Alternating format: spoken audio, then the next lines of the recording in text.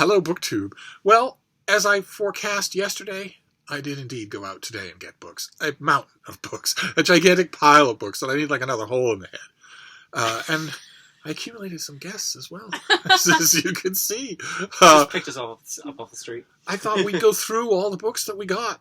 Sort of a book haul for the day. And I'll start things off. I got, the first thing I want to do is show you I got a little stack of Conan novels. These are Conan the Barbarian novels that are not written by Robert E. Howard and that were not authorized by Robert E. Howard and that would have caused Robert E. Howard to break out in hives because most of them are just awful in just the kind of way that you want. It makes me want all the Conan novels now that I found a handful of them. But I got, this one's by Leonard Carpenter, Lord of the Black River. And then John Maddox Roberts, he's a great old action-adventure hack. And I got two by him. One is Conan and the Amazon. And the tag is, it was love at first fight. And then the other John Maddox Roberts was Conan the Marauder.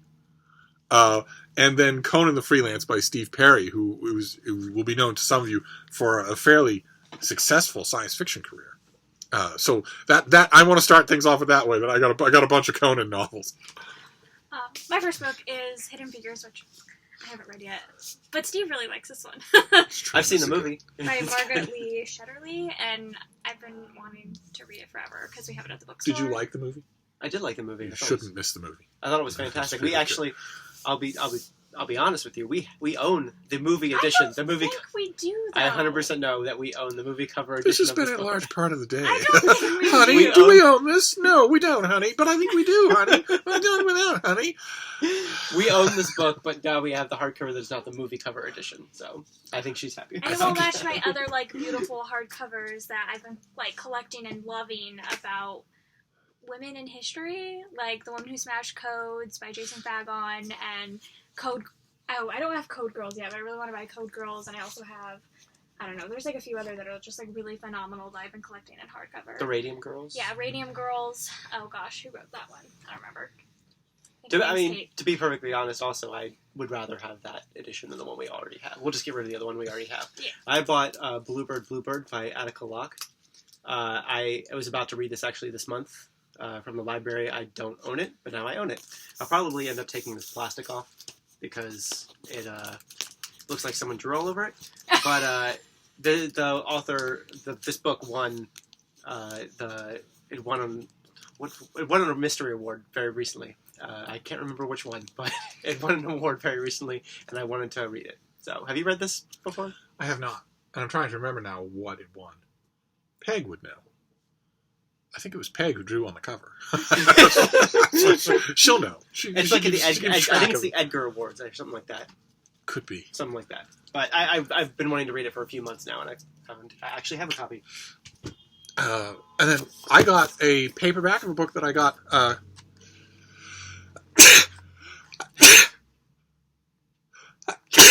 Bless you. I'm allergic to happily married people. I was up in Vermont. I was sneezing like crazy. I got a paperback of a book that I got an advance copy of. I got the finished copy of, but the paperback I never got, and the paperback turned out to be prettier than anything. And it's this.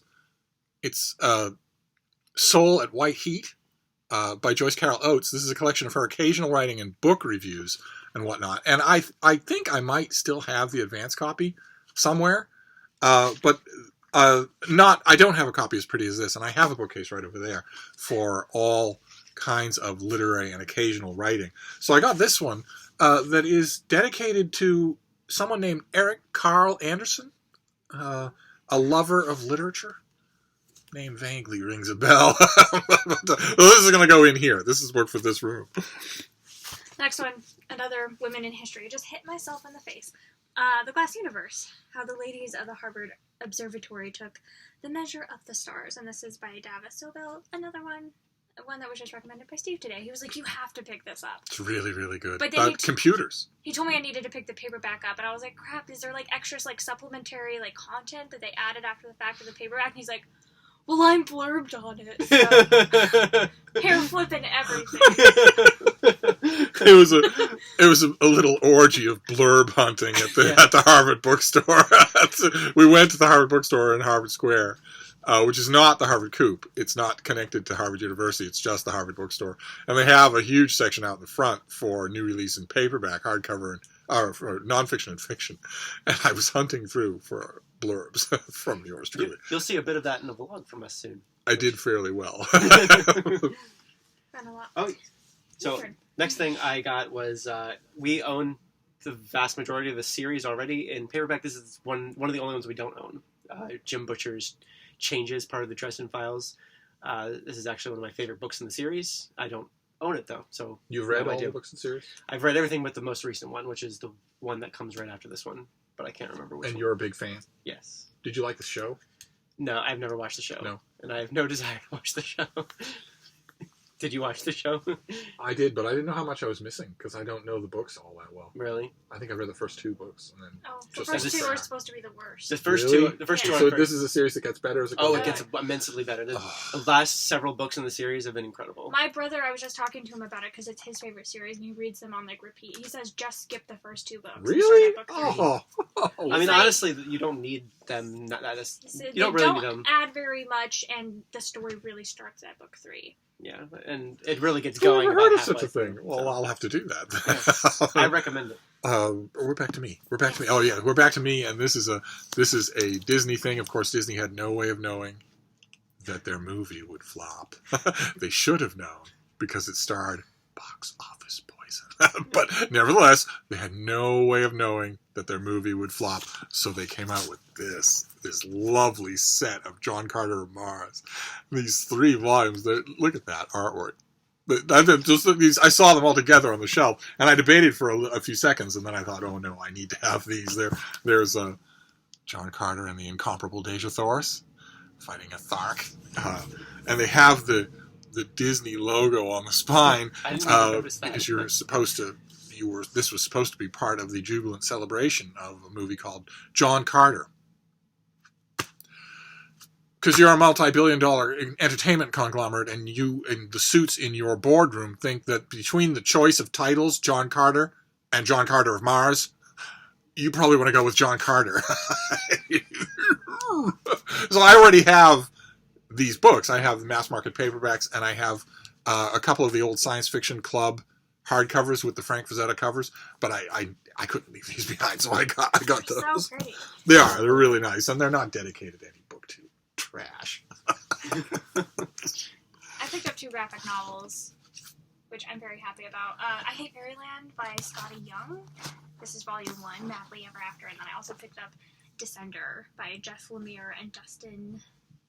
How do you say that? Nguyen? Hold it for the I don't camera. Anyway, I've been wanting to read both of these, and my really good friend Judith actually just just in the last week she recommended us read yeah, this. So. she was like talking about it, and she's like currently reading the second one. I'm like, okay, well I have to read it so we can talk about it together. And these are both like booktube sweethearts of graphic novels. Are they really? Yeah. In the SFF community, Steve has a scathing look on his face. I don't know enough about it. I'm preemptively scathing, but I don't have any knowledge. I'm just. I Hate Fairyland is about a girl who is like an adult, and she gets like sent to like a nonsense world, like a fairy world, and is trapped in the body of a child. So it's like pretty, I don't know, R-rated, and she's like a total like, she's like very angry all the time. And then Descender, I think, is about like, I think he might be like a robot, and it's futuristic science fiction. And Are either of them from Krypton? I don't know. they're both image. I'm thinking not. Oh, Do any of the characters in either one of them wear skin-tight tights? Oh, gotcha. How about billowing red capes? Are there any billowing red capes? Don't I will think also, so. in a pinch, accept a billowing blue There may cape. be 1 or 2. I'm looking for that image you showed This me is- earlier. That's the very first thing. This is the very first thing you see when you open it. It gives you an idea of what the book, what it's about. Yeah, not exactly Steve, but that's okay. I got The Gods of Gotham by Lindsay Fay. I actually read this from the library last year and really liked it. It's the beginning of a series. It's about the first detective ever in New York City back in the 1800s after the Great Fire in New York City when they created a police force for the first time. He was the first detective. It's fiction, so it's a made-up person, but it's really good. It's the beginning of a series, and I want to read the rest of the series, but I did not own the first book yet. So. Does it have any pertinent blurbs? Does it? Is there a blurb from the Historical Novel Review Society? I'm not sure. Are you expecting there to be one? There's a Kirkus one. I No. don't see it. No. All right. No. Well, Now he's who needs it immensely then? disappointed. Who needs it? my next book is also comic book related, but no middle fingers. It's straight up superheroes. These old showcase editions. This is Robin, the Boy Wonder. You can see that is a famous Carmine Infantino picture, and you can see that someone has been brushed out of that picture. Used to be Batman right there behind Robin. But these showcase editions are just black and white reprints of various eras of a character. This one, I'm not quite sure what it does. Robin was introduced, of course, in the 1940s. And I know that this, if you were to do an anthology of Robin solo stories, it would be 5,000 pages long. So I don't really know what this covers, but that's going to be kind of the fun of it, is exploring what's in here. I've always kind of been fascinated by the idea of Robin as an individual character in the DC universe. For instance, not to get to wonk up the video too much, since I've got civilians here, but I have never understood why Robin is not a member of the Justice League. I've never understood that. He was trained in combat and deduction by Batman. He has all the same gimmicks as Batman, all the same vulnerabilities as Batman, and he works as a team with Batman. I have no idea why that doesn't happen. It has never happened in the DC continuity. But anyway, so I have this. This will be my comic book related reading. I'm going to talk about 3 picture books right now because I have way too many books. There's a stack behind me as well. One I have read, and it's the Rackety Packety. Is that right? The Rackety Packety House by Frances Hodgson Burnett. Oh my! Yeah, and Look at that. I'm like such a sucker for books about like dolls who like come to life. I don't know. I just have always adored it, and I read this a couple of years ago, and I just thought it was so adorable and so sweet, and it's just about this like family of like dolls, and I think there's 2 houses of dolls, and they like don't get along, and it's very adorable, and I just like it's such a pretty book. That is pretty. And I really enjoyed the story. And then I'm also going to talk about The Firebird and Other Russian Fairy Tales, illustrated by Boris... How do you say that? Where's Olive when you need her? I have no idea how you say that. O'Connell, it looks like. Vorikin? I don't know. I can definitely pronounce the other name on the cover. And edited with an introduction by Jacqueline... How do you say her name? Jackie O. Jacqueline Onassis. Jacqueline Onassis. I've never seen it written. Okay. And this is just like, I think it's 4 different fairy tales, and they're just really lovely, and the pictures are beautiful, and they also have like a Vast of the Fair, and I'm such a sucker for Valisa, and I really love like anything Baba Yaga, so anyway, I got that. And then I also picked up Not One Damsel in Distress, Old Folk Tales for Strong Girls, and this is a collection by Jane Yolen, and I also really like Jane Yolen, and this is like on my fairy tale reading list of books. What does that mean, collected and told? Jane Yolen retells stories from mythology? I think she does. She like She's brings so them good. down a bit. She's just so good. You love I Jane think Yolen? She's fantastic. She Never does anything bad. I haven't read enough from her to definitively say that, but this has been on my TBR for a long time on my fairy tale TBR, and I was really excited when I saw it, so there's that. Those 3. Next thing I got is, don't mind the sticker right in the middle of here that's going to have to come off soon. This is The Heavens May Fall by Alan Eskins. This is part of a series. I think it's called the Detective Max Rupert series, something like that. It starts with The Life We Bury by, it's a few books that are mysteries. They're not necessarily completely connected, but they do all have Detective Max Rupert in them in some way. And I read the entire series last year, but I don't own any of them. I read them through the library, and now I have... Is that cover looking up through trees? Yes. Oh, that's kind of nice. I do really love this. This is my favorite cover of the series. It's The Life We Bury, and then The Guise of Another, The Heavens May Fall. And then there's a new book in the series called The Shadows We Hide, which just came out in the last couple months. It's the only one I haven't read yet, but it's a really good series if you are into mysteries.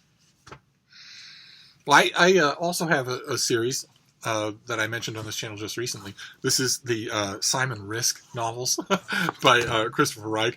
I got the next one. What was it? The Crown Jewels that comes out in March. And when I got that, I was thinking, geez, I'd love to read The Take again, the first one, because it was just so much mindless fun. And I didn't have it, and so I saw it, at a library book sale. You just grab it. So I did. Simon Risk he's really, really good at everything. he restores Lamborghinis for a living. He knows all your pressure points. It's like the character of what was her name from the Peanuts comic strip? Who was the one who was practically perfect in every way. that is Simon Risk, and you don't mind when you're reading stuff like this. You don't mind, so I grabbed it because it was right there and it was cheap. Is that Lavender? Is that not Lavender? Not that one. There's another practically perfect one. I don't remember her I'm name. not sure. I don't remember. I haven't read them recently enough. The next book is Hitty, Her First 100 Years by Rachel Field. Have you read this one? It's a Newbery Honor. I really don't know much about it, but again, I'm a sucker for books about, alive dolls, and I think that's what this one is. It's about, a doll who just, I guess she's living out in the wild. It sounds kind of Thumbelina-y, but I really want to read, Newbery books, and so I picked that up. I don't know very much about it, but I'm a sucker. Giselle actually found this one at the BPL sale and knew that I would probably want it. It is this great edition of The Lord of the Flies. I haven't read it. Saw it on this channel. I see Steve's copy right up there. And I read this book back in high school, and I really liked it back then. I haven't read it since then, and I should probably reread it. And we don't own any edition of it, so I haven't reread it in a very long time, so I'm going to reread it. That cover is horrifying. At some point, now that we have this. It's got the deckled edges and the French flaps. it's got the deckled edges. He's coughing up blood. I love just the art on this is great. Yeah. It's a great edition. What edition? This is Penguin Classics Deluxe edition. So. Not only had it not been written when I was in high school, but William Goldman had not yet been born when I was in high school. Well, I'm not going to tell you. Enough self-pity. I gotta. This will be the first of, I think, 2 history titles. I love this book. Absolutely love it. And I was just waiting for a hardcover. I assumed I'd find it at the Brattle. It's by John Hale, and it's The Lords of the Sea.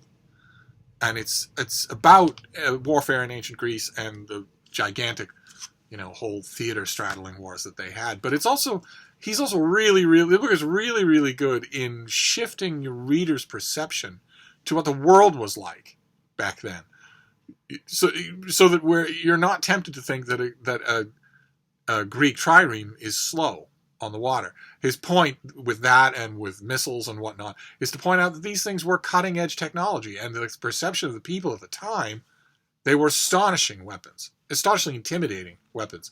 It's just it reads wonderfully I got it. And I read it, and I loved it, and then I got rid of it. I got the paperback, read it, loved it, got rid of it. So now I have a copy to just go out on the history section.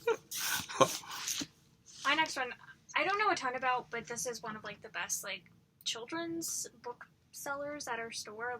The best-selling series. One of the best-selling series at our bookstore, and I feel like I should read it. The name of this book is Secret, and that's the Secret series by Synonymous Bosch. And I've been seeing it for years, and I've been interested in it for years, so I figured might as well finally pick it up and read it since it sells so frequently at the bookstore. I should probably know what it's about. He's, again, looks perplexed by my choice of I know, I'm perplexed by the pseudonym. the author's name. He's written a couple series under that name. This is not his only series. I think it's just the first series by him. The next thing this is the last book in my stack, and I must just dropped it. It is Benjamin Franklin by Walter Isaacson. Giselle and I both read Leonardo da Vinci by him when it came out. That was at the end of 2017, right? Yeah. And it's my favorite book of 2017. We bought Steve Jobs as well. I want to read Steve Jobs. And so I saw this, and I was like, oh, I really want to know more about Benjamin Franklin. I should probably pick up his biography on Benjamin Franklin because I really like his writing. So I think we have the Einstein one, too. We do have the Einstein one. I think we own a decent amount of his books now. I've read one of them. Incredible. Yeah. I read the first few pages of the Steve Jobs one when we first got it, and it was pretty entertaining. Oh, we're back to me. We've seen this on this channel before. This is a Bernie Gunter novel by Philip Kerr, Greeks Bearing Gifts. I love it. I love this author. I love the series. I'm sorry that it's over. I'm sorry that he died, untimely death. And the next book, Metropolis, will be the last Bernie Gunter novel. But I love them all, and I don't have many of them. So when I saw this, I thought, in addition to wanting to reread it, I'm sure that when I read Metropolis, I'm going to want to reread this. But in addition to that, I might be able to use this in the review. I might be able to call back a comment or a quote in here for the last book, which I'd very much like to do. So I got it. It was cheap, so I got it. Next book. I haven't read the first book in this series. Do you know which number this is in the series? 3? 3? Okay. 4? Something like that? Does it say? No, on the inside, the previous book by the author. I don't. There's a whole bunch of books listed. It's the Yeah. Cushill's Dart series. And they don't even have Cushill's Dart as the first one. Anyway, It's probably pretty maybe far this is along, book but- 3, Jacqueline Carey, and I haven't read the first one, but I own it, and I want to read it, and I really, really hope I love them. I mean, You like them, right? I do, yes. Once I mean, I got used to. The central gimmick, the elevator pitch for the whole series is: what if you did high fantasy that also included explicit sex? I've heard that somebody pushed pause on the elevator and had to adjust to it one way or another, because that is just not done. It's just, aside from sword and sorcery, epic fantasy like with Conan, it's just not done. And this series does it and makes it integral. I actually know about that series from the Vaginal Fantasy Book Club. Do you know about that? That was run by Felicia Day, who is really into fantasy and science fiction and also romance, and so they did the Vaginal Fantasy Romance, where they'd read a different romance book each month, but it was romance something else. So it wasn't just, it was category romance. It wasn't just contemporary romance. They would do either fantasy or historical or whatever, and they did that for 5 or 6 years, and I just stopped. I think last year was their last year doing it, and My services are available to name things at any time of the day or night for free. I've heard good things about the Cushill's Dart series, even just from science fiction and fantasy people. Oh yeah, So, it's really well done. Wait, I'm next, aren't I? yeah. Because he's done. Well, I do have a couple. We did buy a couple bookmarks as well. I don't know if anybody cares about that, but at Very nice. the Harvard bookstore, they have this little basket of bookmarks that they've created or that they've gotten from someone who has created them from stamps, postal stamps from other countries, and these are all Disney related except for the last one, which has got birds on it. They couldn't resist. So a couldn't- basket couldn't right there at the resist. register and hooked them like a bass on a line. We actually don't own that many bookmarks. We own some. Especially not pretty bookmarks. We have a lot of But ones. I use mostly They're receipts junky. as bookmarks and stuff like that because I don't usually have a bookmark to use. But now that I have these, I would probably end up using these more often than whatever receipt I have lying I around. want more bookmarks that I love, and I don't really love very many of the ones that we have. So now we have some that we love.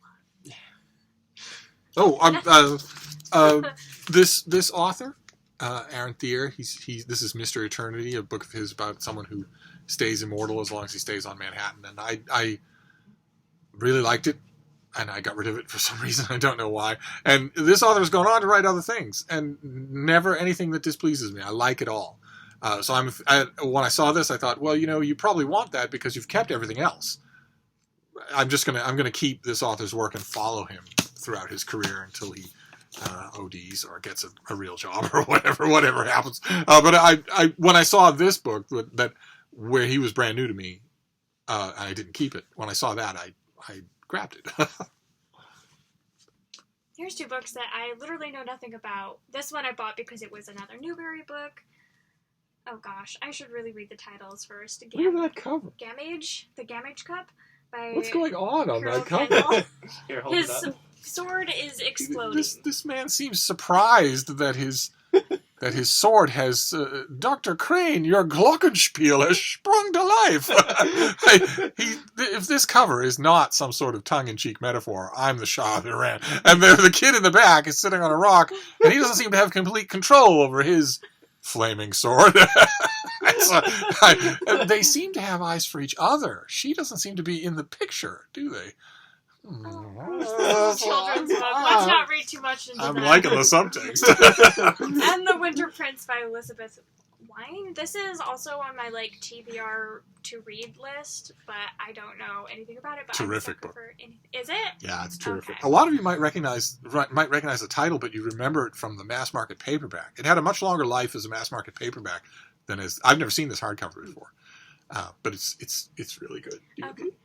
It's on my list to read, so I'm like, I might as well pick it up when I see it. And then this one is the Newbery one, which I'm kind of horrified about now. But, I mean, it's a kid's book. And I got, I think, our day's other Penguin Classic Deluxe Edition, I got a second copy of this wonderful, big, collected novels of Jane Austen. I love having an extra copy in case somebody wants it, because it's very nice. And I love the introductions by Karen J. Fowler, who did the Jane Austen Book Club, which is a terrific book and also a terrific movie. You would look at it as a movie, it's probably $1 in a DVD bin, and you would think, looks like garbage. It's not. It's not garbage. The movie is really good. And if you do watch the movie, do yourself a favor, and I never say this, I ordinarily avoid them, but do yourself a favor and watch the director commentary. Oh boy, because the people involved in that movie know their Jane Austen backwards and forwards. But that's not the reason. I got it mainly because You didn't somebody buy it because of the Jane Austen Book Club? No, the Jane Austen Book Club was probably there. Did you see all the DVDs they had? Probably was I there. didn't look at them at all, but I saw that there's. But I recently was told, I won't name any names, BookTube, but I was recently told that someone on BookTube, respected member of our community, has never read Emma. So I grabbed Jane Austen when I saw it, just out of solidarity. All right, my next one I have read. Here's another one. This is Death Below Stairs by Jennifer Ashley. This is the first book in the Cat Halloway mystery series, and this is set in like the late Victorian era. I've read the first 2 books that have come out in the series so far, and the third book's coming out in July, and I'm really excited. And I have not read a Jennifer Ashley book that I did not really like and enjoy, which is very rare for like romance books for me. I feel like there's a lot of romance? Like this one isn't. It has like a small romance in it, but it's not like her other romance books, which are like pretty explicit. Like this one isn't at all. There's a small romance that's like building through the series, but anything that I've read by her, like her historical mysteries, and it's also like interesting because she brings in a lot of the other like things from the time, and not just like this is the romance and this is all we're going to focus on. Like they talk a lot about like the Irish like home rule and like a ton of other like things that were happening. So I think it's also like very interesting to read her books because you're getting either her opinion or her character's opinions on like everything going on at the time. And I really like that, and I really want to buy book 2 and be ready for the third book. Am I getting you the third book? No, you don't have to. Oh, I'm up next. I mean, if you can. This is my last book. It. This is by P.N. Furbank, and it is Diderot, a critical biography. It is a biography of Denis Diderot, the French philosophe, and also infamous atheist. And Furbank, I don't know, some of you might know his name because he wrote the absolutely definitive biography of E.M. Forster. And I did not remember that he even wrote a book about Diderot. And I might have passed this thing up completely, but just recently, there were 2 new books on Denis Diderot. One called Diderot and the Art of Thinking Freely, and the other one called Catherine and Diderot, which is about Catherine the Great, who heard word on her throne in Russia that this famous intellectual was having trouble paying his bills. that Diderot over in France was so strapped for money that in order to pay for his daughter's wedding, he was going to have to sell his library. And Catherine sent word that she would buy the library and also hire him as its librarian. And of course, when you get a favor like that from the ruler of Russia, you have to go and visit and say thank you. So Diderot did, even though he hated traveling, didn't even like to go to the other side of Paris. He got in a carriage and went all the way to St. Petersburg and had a series of discussions with her. And Catherine and Diderot is about those discussions. And they also crop up a lot in Diderot and the Art of Thinking Freely. So he was sort of saturated on my mind when I saw this. And now I have just the kind of big, full-dress biography that those two books were kind of making me want. And not only that, that'd be great anyway, as a piece of serendipity, but not only that, but I know this biographer. I know this biographer will please me, because he wrote a great biography, one of the great biographies of the 20th century. So it was a fine note to end on for me. Last one I have. Steve really likes this one. Killers of the Flower Moon. Flowers of the Killer Moon. Killers of the Flower Moon, and this is by David Grand, the Asage. Is that how you say that? Murders and the Birth of the FBI. True crime is not usually what I gravitate towards, but like, I don't know, this was on the bestsellers for a long time, and my aunt in particular really likes it a lot, and she told me that like I have to read it, and that she was like very much connected to this when this happened and what was going on, and it really like affected her as a kid, so I also want to read it because of that. This is the author of The Lost City of Z, Oh. whose movie theater was predicting that it would be a big hit. Unfortunately, it starred box office poison, so it flopped. I had never put that together, that was by the same person. Like, What? sometimes I don't connect author names because this is in the true crime section and the other one is in the world history section. There are two opposite sides of the bookstore, so She's talking about sections because she now thinks in terms of her bookstore. I like never put together, oh, that's the same author. You didn't show your Laura Lee Gerke. Oh, right, yes. In addition to everything else, in addition to all these other books, when we were driving back here, Chris and Giselle mentioned that they were getting rid of a lot of books. Just going to give them away, going to donate them, and would I look through them? And you'd think, with a sack full of books that I just got, that I would have said, no, I'm fine. But instead, I looked through and I found something that I wanted. I found this. Laura Lee Gerke's a fantastic, in my opinion. She didn't work for you. I do not like her. I love three her. of her books her and books. hated all of them. I've got a couple over here. Well, anyway, this is one that I didn't have. I don't think. So Guess you'll find out. I mean, when it's you that- give it away. so. that is the cover, and that is the step back.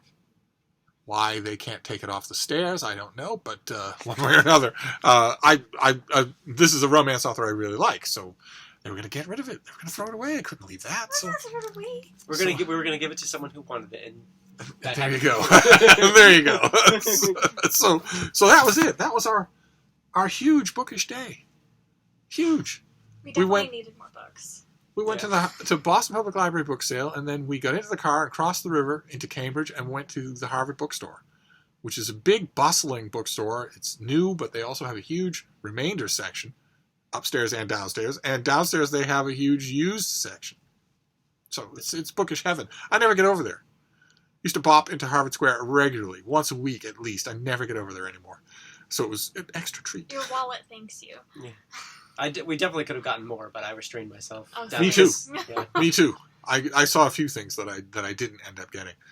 Unlike them, I can probably go back tomorrow and correct that. If I do, you'll be the first to know. But in the meantime, the only other thing that's left to show you, She's been asleep behind you, curled up in a little ball. we have She's so a cute. drowsy little baby. She was so excited. She's tired herself out. She has tired herself out. She was being really good. Not at first. At the very beginning, she wasn't being particularly good. But then, oh, there you go. There you go. But she's calm. She calms down right away now. When she has fresh meat at the beginning, she loses it a little. but then she calms down and has since been wonderful. Right? We ate and she didn't cause trouble. She just She's looked perfectly fine now, soulfully yeah. at us. So there you go. That was a bookish day. So I was right. I predicted yesterday that my the baby bee.